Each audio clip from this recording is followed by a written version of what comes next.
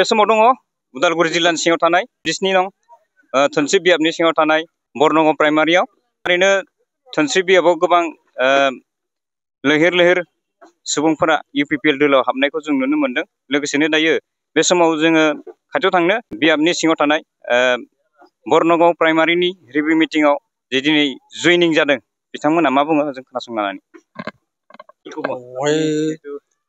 UPPL join হৈছোঁ আজি পৰা মই ভাল লাগিছে। এতিয়া ইউপিপিএল 5 বছৰ হোৱাৰ ইউপিপিএল পৰা বহুত সুবিধা পালোঁ। আমাৰ নামঘৰত পানী কিবা কিবি সুবিধা পালোঁ, লেট্ৰিন পালোঁ। আমাৰ শংকৰ স্কুলত 50 লাখ টকা অনুদান পাইছোঁ, গোবিন্দ ছাৰে দিছে আমাক। বৰ্তমান আমাৰ বিৰাট শান্তি আৰু 5 বছৰ পাইছোঁ আৰু আমাৰ অসুবিধা পোৱা নাই। সকলো জেগাত ঘূৰিব পাৰোঁ, কোনো ভয় ভেদ নাই। মই যোৱাকালি আমাৰ ছাৰহঁতৰ গাঁৱৰ পৰা আহিছোঁ ৰাতি 9টা বজাত। আগতে 7টা 5টা বজাত ঘৰ ল'ব লাগে, এতিয়া একো কোনো টেনশ্যন নাই। এইখিনি কৈ মোৰ ইউপিপিএলক মই ছাপোৰ্ট আছোঁ, ইউপিপিএলক ভোট ইউপিপিএলকে লৈছোঁ মই। जों दिनै 37 नं धोनस्रि समस्तिनि इउपिपिएल हिसाबै जि बरनगाव प्राइमारि कमिटि बेवहाय प्राइमारिनि मोनसे रिभिउ मिटिं लादोंमोन। बेयाव प्राय 50निबो बारा सुबुंफोरा बिपिएफ आरो बिजेपि आरो कंग्रेस गुबुन गुबुन दलनिफ्राय जोंनि दलाव दिनै जगदान जाफैदों। बेनो जाहैबाय जिहेतु जोङो नैबे थांनाय 5 बोसोराव जिहेतु जोंहा प्रमद बर' आरो गोविन्द चन्द्र बसुमतारीनि इउपिपिएलनि जि आदर्शजों दिनै सरकार सलायदों आरो बेवहाय फार्स्ट बेखौ जोङो बाख्नायनांगोन। मानो होनना बुङोबा थांनाय 17 बोसोराव 2020नि सिगां जि बे ओनसोलखौ बिपिएफआ सलायदोंमोन बेवहाय रायजो राजाफ्रा बिराद अखान्थियाव थानो गोनां जादोंमोन। बर' अबर' मोनसे माने जातीय हंगरख' बेयाव जाबाय थायोमोन।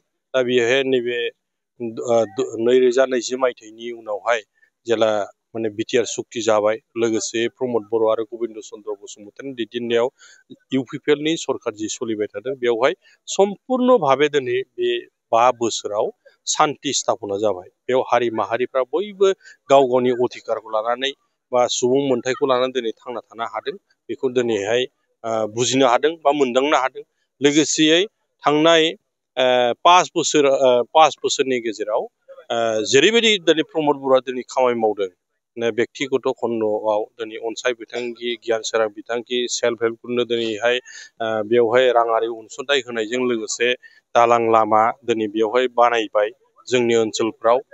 दा बेयाव नैबे बरनगाव गामियावनो प्राय लुजगाव होननाय गामि मोनसे दं, बालागाव माने सिटआव गोलैयो। प्राय 1978 मानेफ्राय 47निफ्राय उदांस्रि जानायनि उनावनो बे गामियाव खुनु मोनसे सरकारि आसनि गैयामोन।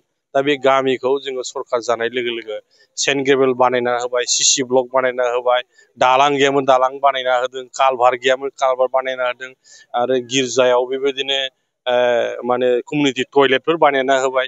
बेल' नङा, गोबां बाथौ गामिफ्रावबो होदों आरो हारसाफोरनि नामघराव होदों, सावथालफोरनि माजिस्थानफ्राव होबाय आरो बोरैबा बाथौसालियावबो होदों, ब्रह्म जयगालयफ्राव होदों, दा मुस्लिमफोरनोबो होदों। दा बेफोरखौ नुनानै रायजो राजाफ्रा बिराद गोजोननाय मोन्दों।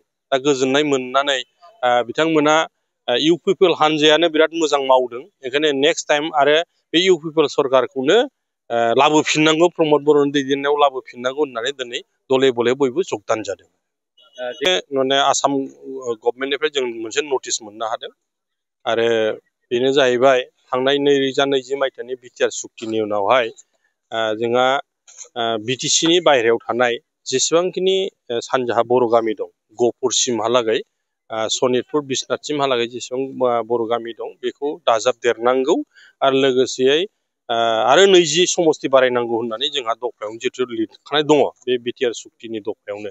दा बेखौ फारि फारि मावफुंनायनि उनावहाय मैया बे आसाम माने गेजेट अफिसारनिफ्राय मोनसे नटिफिकेसन होनानै बे थांनाय बे 60 जि गामिखौ दा सोसनग्रोदों बे गामिखौ फैगौ माने 2025 मायथाइनि बिसायख'थियाव बेवहाय बिसायख'थि होनो हासिगोन होननानै उदालगुरिनि माने रौता बियाब, धोनस्रि बियाब आरो हरिसिंगा बियाबाव गासै बेखौ 3 बियाबाव बेखौ दाजाबदेरना होबाय। ओंखायनो बे बेलायाव जों दिनै गोजोननाय हरदों आरो खावलायहरदों जाय बिथांमोना दिनै भटार्स हिसाबै जोंनि धोनस्रियाव लोगोसे हरिसिंगा आरो रौतायाव हाबबाय बिथांमोनखौ जोङो माने बरायहरदों आरो फै जोङो इउपिपिएल हिसाबै बेवहाय ज' लोगो नांनानै बै ओनसोलनि माने जौगानायनि खामानि खौसेथिनि खामानि दालां लामा बानायनांगौ स्कुल कलेजफोर बानायनांगौ बेखौ जोङो मावनि आरो जों बेखौ हांख्रायहरदों आरो मानो होनना बुङोबा बिथांमोना गोबाव सम जोंनि बर'नि आन्दलनफोराव बे आबसुनि आन्दलन मोनसे गोजोनथाव रादाब क'क्राझार सहरनि साई मन्दिरनि साखाथियाव आर.एन.बि. र'ड वार्ड नम्बर 6 आव थानाय ब्रह्मानन्द आइ.टि.आइ. क'क्राझारा नोंथांमोननि थाखाय लानानै फैदों मोनसे सनानि खाबु आथिखालनि बादायलु मुगायाव नोंथांखौ साख्रिनि थाखाय साखाफारा खालामनो ब्रह्मानन्द आइ.टि.आइ. क'क्राझारा गासै मोनबा भकेशनेल कर्स लानानै फैदों आरो बे मोनबा भकेशनेल कर्सफोरा जादों electrician course 2 years course stenography 1 year course COPA computer operating and programming assistant 1 year course beauty and Wellness 1 year course, Sewing Technology 1 year course, Beauty and Wellness आरो Sewing Technology आव नोंथाङा बेसेनाङै मुं थिसननो हागोन। ब्रह्मानन्द आइ.टि.आइ. क'क्राझाराव highly qualified faculties दं आरो 100% job assistant। बेजों लोगोसेनो बेयाव flexible class timingनि खाबुबो दङ। बेयाव CIPET, टुल गुवाहाटी बायदि नेशनेल इनस्टिट्युटफोराव एजुकेशनेल टुरनि थाखाय लानानै थाङो आरो रेलवे वर्कशप, बङाइगाव, APDCL बायदिफोराव इन्टार्नशिपनि थाखाय दैथायहरनाय जायो।